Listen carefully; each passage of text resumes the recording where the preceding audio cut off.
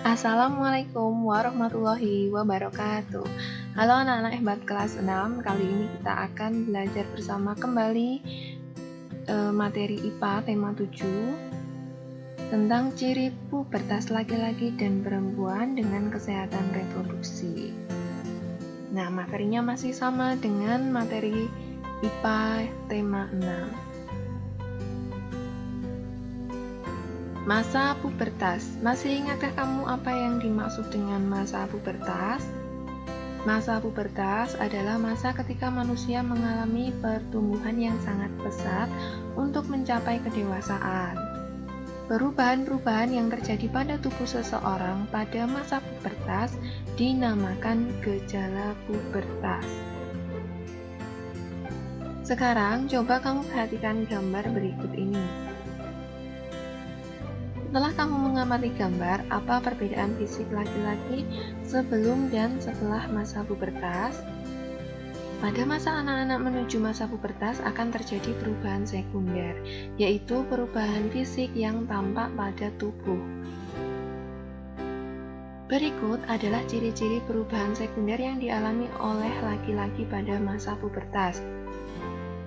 Pertama, tumbuh rambut halus di ketiak dan sekitar organ reproduksi. 2. Suara membesar atau menjadi lebih berat.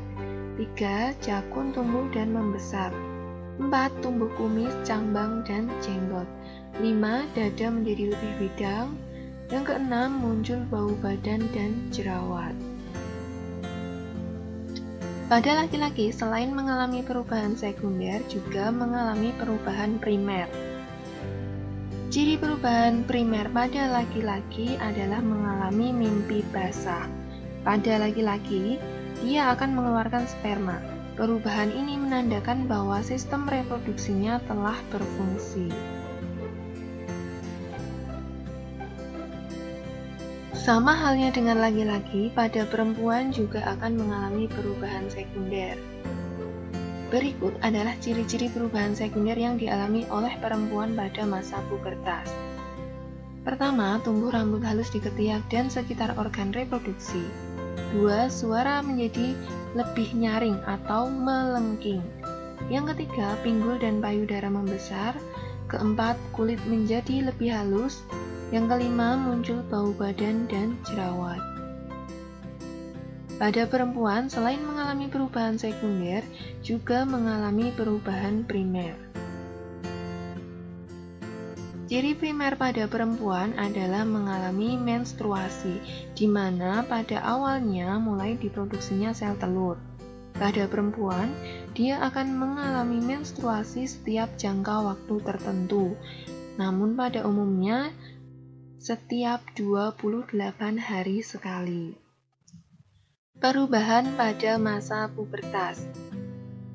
Di dalam tubuh, hormon reproduksi mulai dihasilkan. Pada perempuan, hormon ini akan mengakibatkan sel telur matang. Pada laki-laki, hormon reproduksi akan mengakibatkan tubuh memproduksi sel sperma.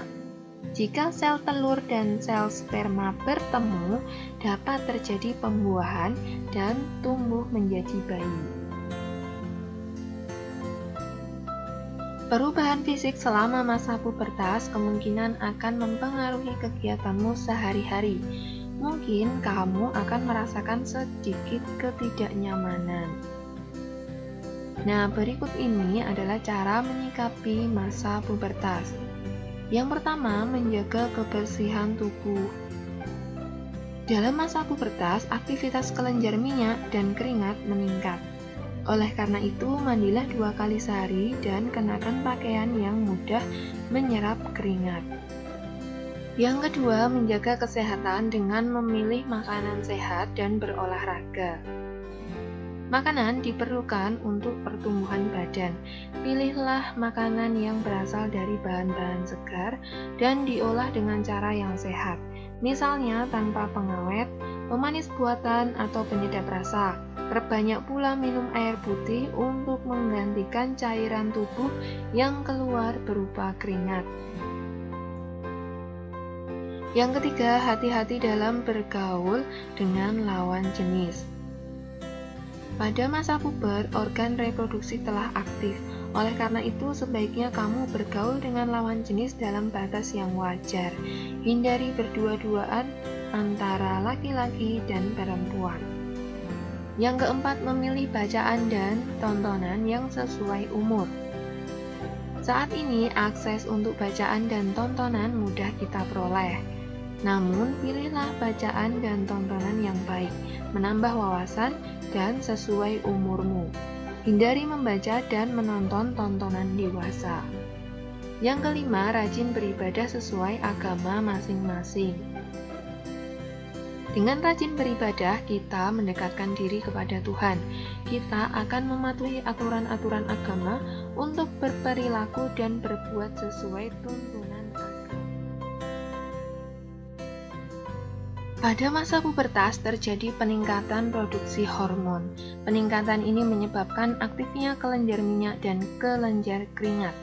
Aktifnya kedua kelenjar ini dapat mengakibatkan jerawat dan tubuh berbau kurang sedap. Kebersihan dan kesehatan tubuh harus selalu dijaga, termasuk kebersihan dan kesehatan alat reproduksi.